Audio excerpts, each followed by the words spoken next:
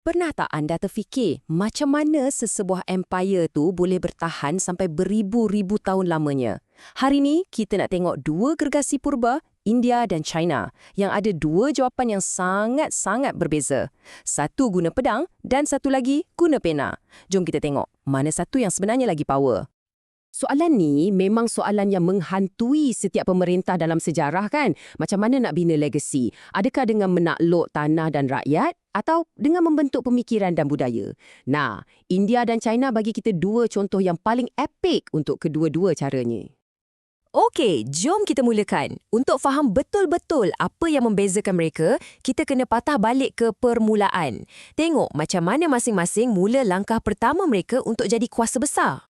Dan kita bukan cakap pasal perbezaan sikit-sikit tau. Ni pasal dua cara pandang dunia yang langsung tak sama. Cuba bayangkan, satu tamadun percaya kuasa tu datang dari mata pedang. Takluk, kawal, dominasi. Satu lagi pula percaya kuasa sebenar datang dari hujung pena, idea, peraturan dan ilmu. Okey, jom kita mula perjalanan kita di India dulu. Kisah kat sini adalah pasal kuasa yang betul-betul mentah, pasal cita-cita yang tak ada batasan. Ini cerita tentang macam mana nak bina empire dengan darah dan besi dan macam mana empire tu akhirnya terjumpa satu jalan yang sangat berbeza. Kalau kita tengok garis masa ni, nampak jelas corak dia kan? Mula-mula dengan dinasti Nanda yang kaya raya, lepas tu meletup dengan dinasti Maurya yang berjaya satukan hampir seluruh benua India bawah satu bendera.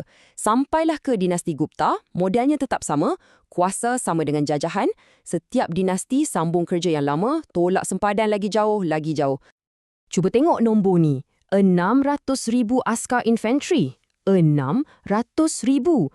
Tu belum kira lagi 30,000 askar berkuda dan 9,000 gajah perang. Ini saiz tentera Chandragupta Maurya. Ini bukan askar untuk bertahan. Ini macam jentolak manusia yang direka untuk lenyapkan apa saja yang ada kat depan. Macam inilah rupa kuasa dekat India zaman dulu. Tapi, kuasa macam ni sentiasa ada harganya. Dan harganya, darah. Untuk cucu Chandragupta, Maharaja Asoka, harga tu dibayar dalam Perang Kalinga. Dia menang, memang menang. Tapi bila dia tengok kemusnahan, 100,000 orang mati, sesuatu dalam diri dia berubah. Dia sedar, empayar yang dibina atas timbunan mayat adalah empayar yang tak ada jiwa. Dan inilah turning point dalam sejarah India. Ashoka boleh kata letak pedang dia ke tepi. Daripada menakluk guna tentera, dia mula menakluk guna idea. Kuasa keras digantikan dengan kuasa lembut. Daripada bina istana, dia bina tiang-tiang batu yang diukir dengan ajaran moral dan Buddha untuk semua orang baca. Dia tukar empire jajahan dia jadi empire kesedaran. Dan cuba tengok sejauh mana idea-idea ni tersebar. Memang luar biasa. Pengaruh India dah tak terhenti di sempadan tentera dia. Ia rentas lautan, rentas gunung dibawa oleh Sami dan pedagang. Dari Sri Lanka sampai ke Mesir, dari Burma sampai ke Greece.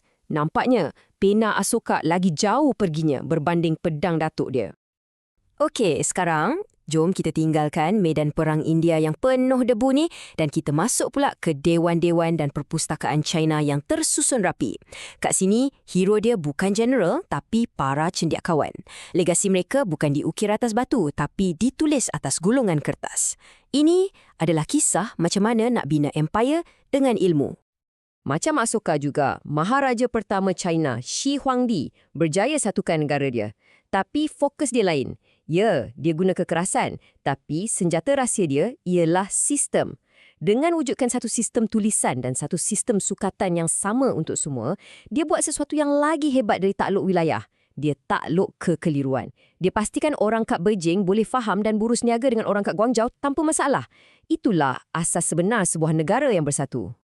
Kalau sistem tulisan dan sukatan tu ibarat hardware dia, Konfusianisme ni pula macam operating system yang run selama 2000 tahun.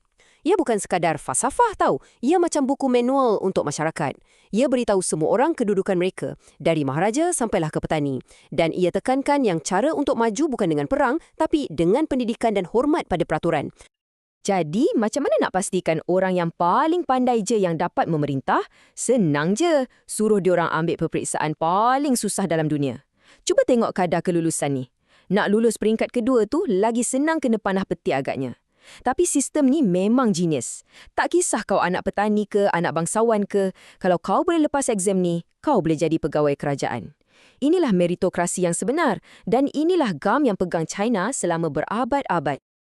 Dan apa yang buat sistem berasaskan ilmu ni lagi meletup ialah teknologi.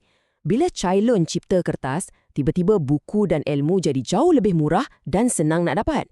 Ia macam revolusi internet zaman purba lah. Ini yang buat budaya belajar di China makin subur. Jadi, sekarang kita ada dua model yang sangat berbeza untuk bina empire. Di satu penjuru, kita ada pedang India, kuasa, penaklukan dan akhirnya pencerahan rohani. Kat penjuru lagi satu, kita ada pena China, sistem, birokrasi dan penguasaan ilmu. Jom kita letak dua-dua ni sebelah menyebelah untuk pusingan terakhir. Okey, jadi ringkasnya macam ni. Legasi India ialah legasi perubahan. Mula dengan kekerasan, tapi akhirnya bagi dunia satu agama global. Ia empire yang pandang keluar. Legasi China pula ialah legasi kesinambungan. Sistem dia direka untuk jaga kestabilan dalaman, tak kira apa jadi.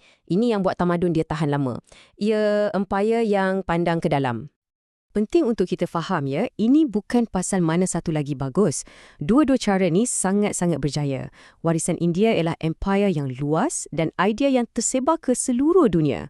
Warisan China pula ialah satu tamadun yang mampu bertahan dari serangan, pemberontakan, tukar ganti dinasti, semua sebab sistem birokrasi dia yang kukuh. Boleh kata satu menakluk dunia, yang satu lagi menakluk masa. Dan ini bawa kita balik kepada soalan asal kita tadi, tapi dengan perspektif baru. Dalam dunia kita hari ini, kat mana letaknya kuasa sebenar? Adakah pada kekuatan tentera dan sempadan, macam India zaman Maurya, atau pada sistem, idea dan pengaruh budaya, macam China zaman Confucius, pedang atau pena? Lepas kita tengok dua gergasi ni, jawapannya mungkin tak semudah yang kita sangka kan? Terima kasih kerana mengikuti kupasan kali ni.